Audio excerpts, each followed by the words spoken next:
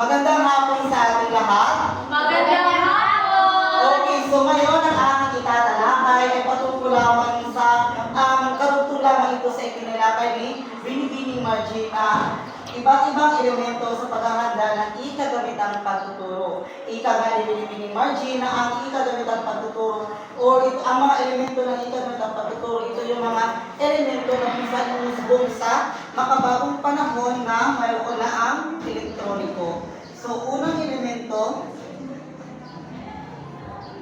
so ito ay ang video o movie. Pag sinasabi natin video, ito yung ang mga elemento na kung saan ginagamit ng isang guro.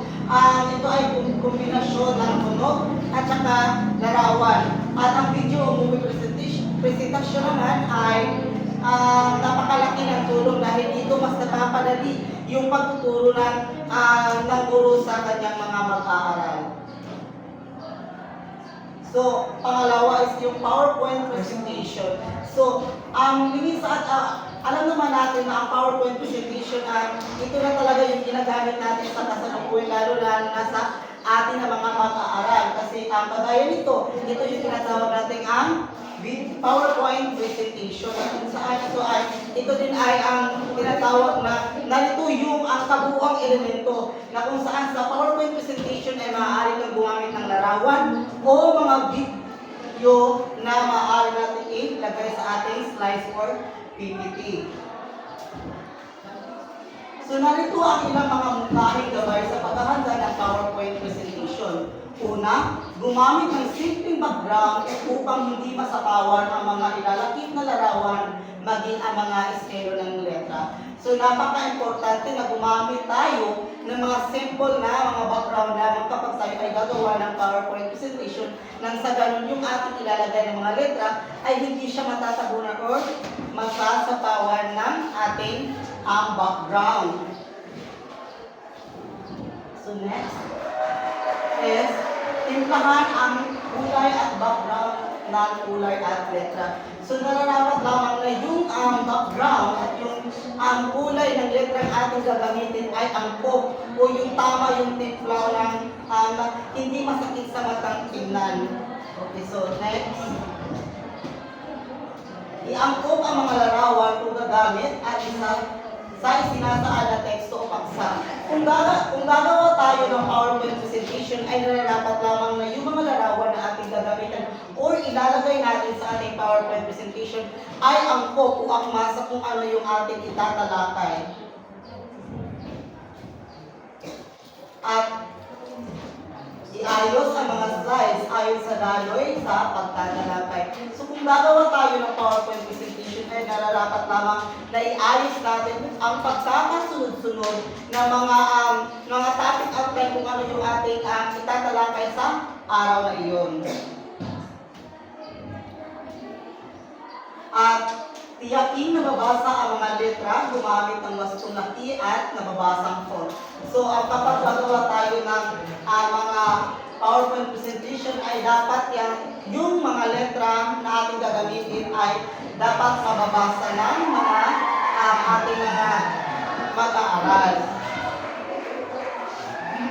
At saka subukan kung gumagana ang mga inilakip na video, tunog at video bago aktwal na gamitin. So nararapat lamang na i-test muna natin yung ating or i-check natin yung ating ginawang presentasyon kung ito ba ay handa na or yung mga inilagay natin tunog o video ay gumagana ba lang. Sa ganun kapag aktwal natin na itong gagamitin ay talagang gumagana ito at maganda yung daloy ng pagtatalakay natin.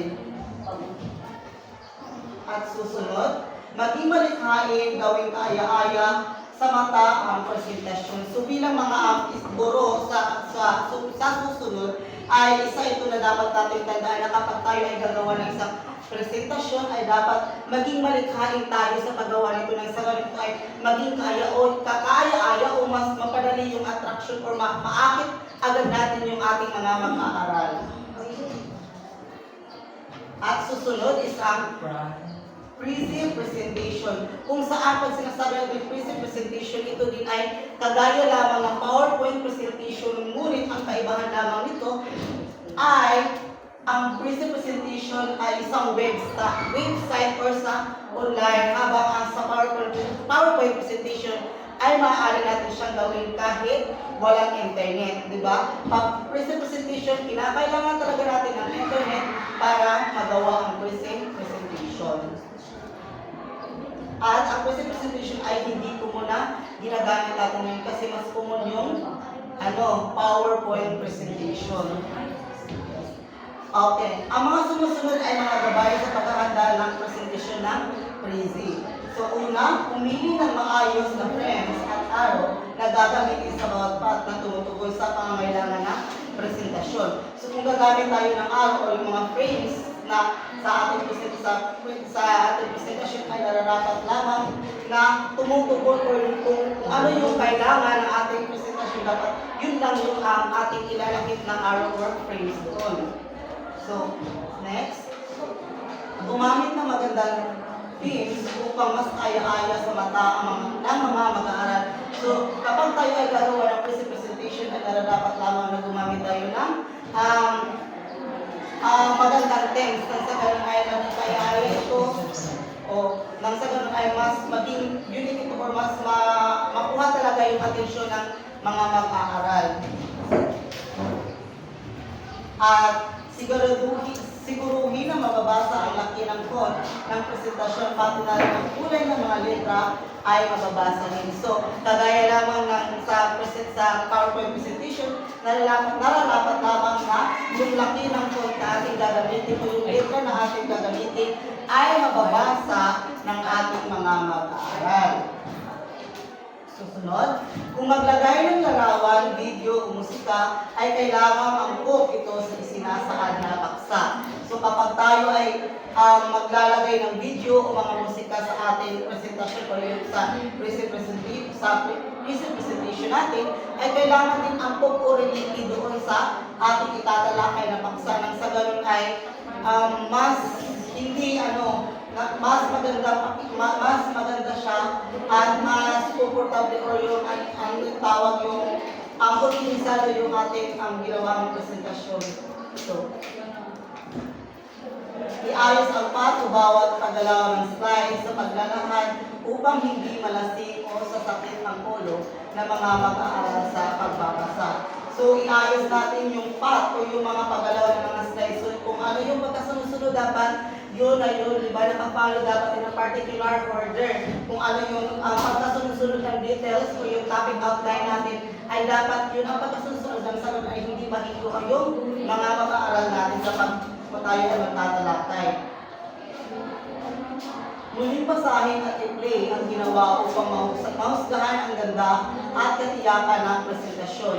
Pagkatapos natin gumawa ng isang presentasyon, ay kinakailangan lamang natin i-check or muli natin i-play yung mga ginawa nating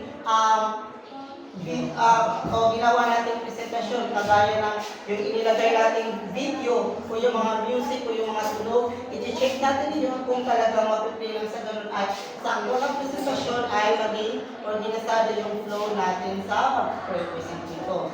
So, next.